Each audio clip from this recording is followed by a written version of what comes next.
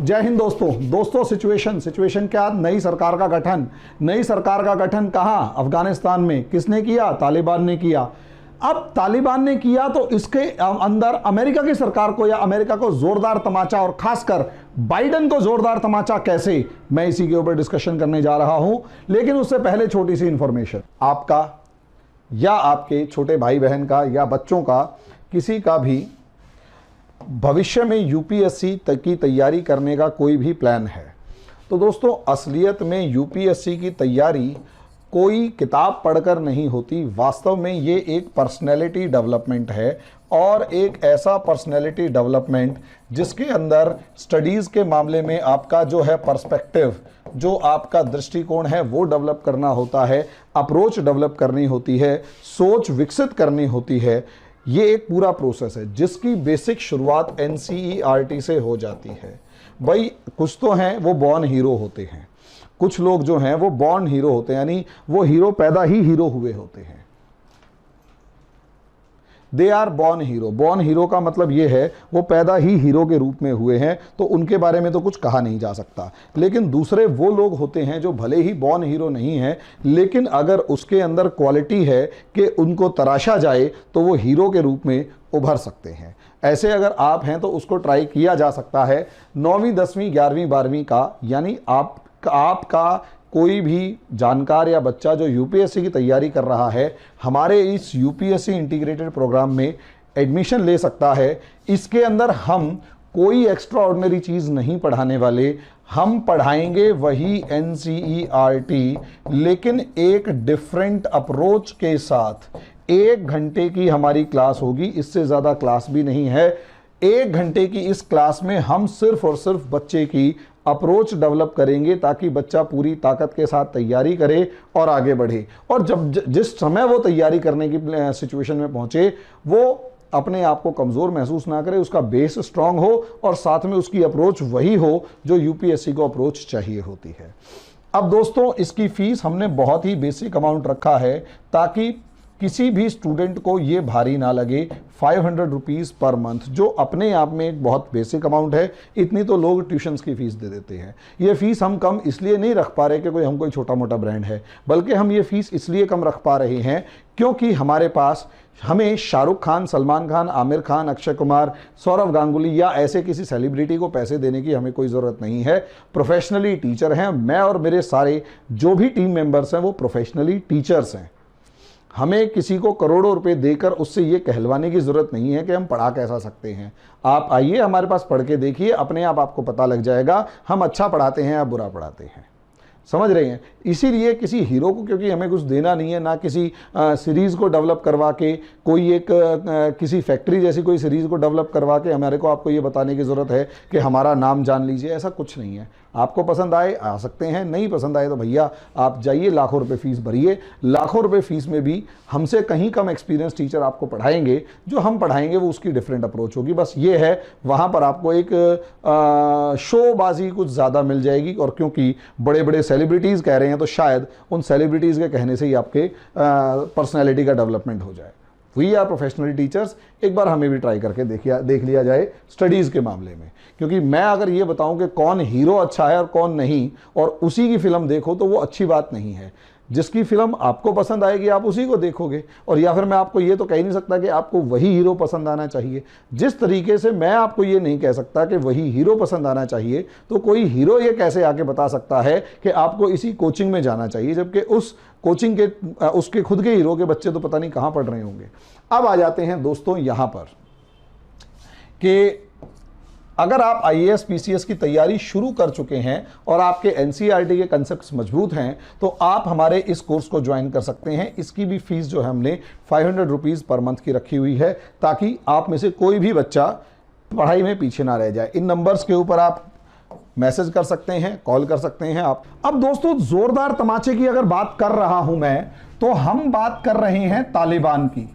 असलियत में जब अमेरिका अफगानिस्तान से बाहर निकला तो इसी साल के शुरुआत के अंदर अगर आप देखें तो फरवरी मार्च के अंदर डायलॉग्स हुए और ऐसा लगने लगा कि अमेरिका बहुत तेजी के साथ बाहर निकलने की सिचुएशन में है या चाहता है, और जो बाइडन है वो बहुत तगड़े तरीके से यहां से निकलने की फिराक में है, और जो तालिबान कह रहा है उसे मानते जा रहे हैं। और तालिबान तो तालिबान है, आतंकवादियों का क्या भरोसा, धर्म की आड़ में जो राजनीति कर रहे हैं और खासकर हथियार साथ में लेकर कनपट्टी में बंदूक लगाकर जिनकी बात करने की आदत है, उनसे क्या भरोसा। लेकिन अमेरिका किसी तरीके से यहां से भागने की सिचुएशन में था या भागना चाहता था, ऐसा लग रहा था। जिस तरीके से बड़गाम एयरबेस खाली किया, 11 सितंबर की डेट को प्रीपोन करके 31 अगस्त किया और चुपचाप दुम दबा के बस भाग गया, किसी भी तरीके से भाग गया। अब तालिबान ने, और सोचकर देखिए, जब अमेरिका वहां से फाइनल अमेरिका की फोर्सेस निकली तो उससे पहले ही लगभग मई के अंदर ही आते आते तालिबान ने साफ कह दिया, 11 मई के आसपास जो भी इनकी तारीख थी, उस मई में ही अमेरिका ने तालिबान ने साफ डिक्लेयर करना शुरू कर दिया कि 20 साल की लड़ाई में हम जीते हैं, और थोड़े थोड़े रंग दिखाने शुरू कर दिए। और दुनिया कहीं ना कहीं दुनिया को कंफ्यूज भी किए रखा या कुछ भी। लेकिन भाई यही तो कारण था, भारत की यहां विदेश नीति मुझे सफल नजर आ रही है। लोग कह रहे थे कि भारत को कुछ करना चाहिए, कुछ करना चाहिए। मेरे को ऐसा लगा कि यार वेट एंड वॉच है, इंडिया के पास कुछ करने के लिए खासा है नहीं, इसीलिए सबसे बढ़िया तरीका है वेट एंड वॉच। इस चुपचाप इंतजार करो और देखो कि असलियत में हो क्या रहा है। अब यहां वेट एंड वॉच की सिचुएशन अगर है तो ये तालिबान के बारे में इंडिया की पॉलिसी बिल्कुल ठीक, लेकिन जो सबसे बड़ा तमाचा है वो अमेरिका के चेहरे पे बाइडन के मुंह पे मारा है। कैसे, समझ कर देखिए। हाँ, मैं ये शब्द इस्तेमाल कर रहा हूं क्योंकि अमेरिका को मैं बहुत ज्यादा सा पसंद वैसे भी नहीं करता हूं, और खासकर उसकी फॉरेन पॉलिसी के मामले में बहुत ज्यादा सा पसंद नहीं करता हूं। और अगले वीडियो में बताऊंगा कि भारत के लिए अब मौके वहां बन रहे हैं, अब भारत के लिए मौके बन रहे हैं। अगले 2-3 महीने में आप देख लीजिएगा, कुछ ना कुछ इंडिया के फेवर में सिचुएशंस आएंगी और वहां से इंडिया वहां पर एक बिग प्लेयर की फॉर्म में नजर आएगा। जिस चीज की उम्मीद थी तालिबान ने वो गलती कर दी। अब आप समझिए मामला क्या है। तालिबान ने क्या किया, इंटरिम गवर्नमेंट का गठन किया, और इंटरिम गवर्नमेंट का गठन होते ही, इंटरिम गवर्नमेंट की डिक्लेरेशन होते ही बाइडन, यही है ना भाई, grand old man, great grand old man. अब ये जो है, ये ग्रेट ग्रैंड ओल्ड मैन जो है, ये मतलब महान नहीं है, यहां ग्रेट का मतलब महान नहीं है, बूढ़ा फूस, हमारे हरियाणा में कहते हैं बूढ़ा फूस कती, ठीक है। तो he is a great grand old man, बहुत ज्यादा बूढ़ा आदमी जो है इस समय पर, जिसके हालात, भाई जवान दिखने की कोशिश भले ही करे, 80+ के अंदर है, शायद 85 के आसपास का है। अब ऐसी सिचुएशन में हमारे अटल बिहारी वाजपेयी की एक प्रेजेंस ऑफ माइंड कहीं ज़्यादा थी, लेकिन वो भी 85 के आसपास थे, लेकिन वो रिटायरमेंट जैसा भी था, लेकिन ये भी लगभग उसी एज का है। अब ऐसी सिचुएशन के अंदर लेकिन इनका जो बयान आया है वो देखने लायक है। उन्होंने कहा कि तालिबान के अंदर सरकार जो बनी है वो कुछ ज़्यादा पुरानी या आतंकवादियों को सपोर्ट करती हुई नज़र आई है। इस साफ बाइडन के बयान के अंदर वहां साफ चिंता नजर आई है कि तालिबान ने जिस तरीके से पुराने आतंकवादी, घोषित आतंकवादियों को अपनी सरकार में जगह दी, इसमें 2 के नाम 50 से ज्यादा, मतलब बहुत सारे 33 मंत्री बनाए गए हैं, इसमें से कई मंत्री घोषित आतंकवादी हैं। इसमें सबसे ज्यादा इंपॉर्टेंट घोषित आतंकवादी है हसन अकुंद। हसन अकुंद, अगर आप यहां देखें तो ये हसन अकुंद यूनाइटेड नेशंस का मतलब डिक्लेयर्ड टेररिस्ट है। ये यूनाइटेड नेशंस का डिक्लेयर्ड टेररिस्ट है। ये तो चलो डिक्लेयर्ड टेररिस्ट है, इसको तो जेल भी लिया जाए, लेकिन इसके ऊपर तो ये आरोप था कि तालिबान का बंदा है और एंटी मतलब एस्टेब्लिशमेंट काम कर रहा है जो भी। लेकिन इससे ज्यादा इंपॉर्टेंट सिचुएशन यहां पर यह है कि सिराजुद्दीन हक्कानी को यहां पर होम मिनिस्टर बनाया गया है, यानी पूरे का पूरा जो इंटरनल सिस्टम है वो सिराजुद्दीन हक्कानी को दे दिया गया। एक ऐसा बंदा जिसके ऊपर 50 लाख डॉलर का इनाम है। अगर आप इसे इंटू 70 करोगे तो मेरे ख्याल से कई करोड़ बैठता है, 35 करोड़ या कुछ ऐसे ही करोड़ बैठेगा, काफ़ी ज़्यादा होता है, समझे। 35 करोड़ के आसपास का अगर किसी का इनाम हो, मैं मैथ्स में कमज़ोर हूँ तो कैलकुलेशन कर लेना, इतना बड़ा इनामी आतंकवादी, और उसे तालिबान जो अभी तक वादा कर रहा था मॉडर्न होगा, इस्लामिक रूल होगा, शरिया होगा, कॉन्स्टिट्यूशन होगा, पार्लियामेंट होगा, महिलाएं होंगी उस सरकार के अंदर, उनको रिप्रेजेंटेशन मिलेगा, और अमेरिका को जितने वादे किए थे सारी धज्जियां उड़ा दी। 50 लाख डॉलर के आतंकवादी को इसने क्या किया, अपना रिप्रेजेंटेटिव बना दिया, होम मिनिस्टर बना दिया।